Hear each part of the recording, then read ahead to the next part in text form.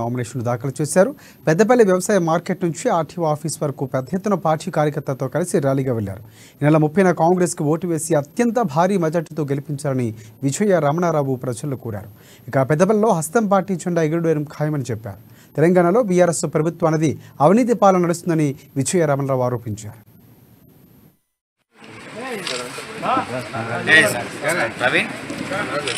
Congress party అభ్యర్థిగా nomination B Pharm కూడా submit చేయడం జరిగింది. తప్పకుండా రేపు జరిగేటువంటి ఎన్నికలలో కాంగ్రెస్ పార్టీ అభ్యర్థిగా విజయం సాధించి పెద్దపల్లి నియోజకవర్గంలో కాంగ్రెస్ పార్టీ జెండా ఎగరవేస్తామని చెప్పి 100% విశ్వాసం వ్యక్తం చేస్తాము. ఎందుకంటే రాష్ట్ర వ్యాప్తంగా కూడా ఇవాళ తెలంగాణ రాష్ట్రంలో బీఆర్ఎస్ ప్రభుత్వం మొత్తం అవినీతి ప్రభుత్వంగా నడుస్తూ ఉంది.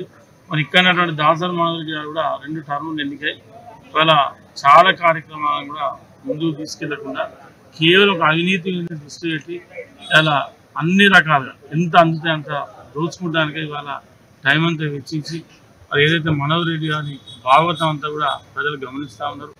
ఇవాళ మట్టి దందా కావచ్చు, ఇసుక దందా కావచ్చు, భూ కబ్జాల దందా కావచ్చు, ఇవాళ పెద్దపల్లి పట్టణంలో ఉన్నటువంటి రియల్ ఎస్టేట్ దగ్గర దోచుకునే విషయం కావచ్చు, ఏదున్నా ఇవన్నీ కూడా ప్రజలు దగ్గర నుంచి గమనిస్తూ ఉన్నారు. ప్రజలు ఖచ్చితంగా కాంగ్రెస్ పార్టీని నన్ను గెలిపించడానికి సిద్ధంగా ఉన్నారు. ఎందుకంటే 2 టర్ములు ఓడిపోయినప్పటికీ కూడా ఇలా 2 సార్లు ప్రజలు తిరస్కరించినా కూడా కాంగ్రెస్ పార్టీ అభ్యర్థిగా నామినేషన్ బీఫామ్ కూడా సబ్మిట్ చేయడం జరిగింది. తప్పకుండా రేపు జరిగేటువంటి ఎన్నికలలో కాంగ్రెస్ పార్టీ అభ్యర్థిగా విజయం సాధించి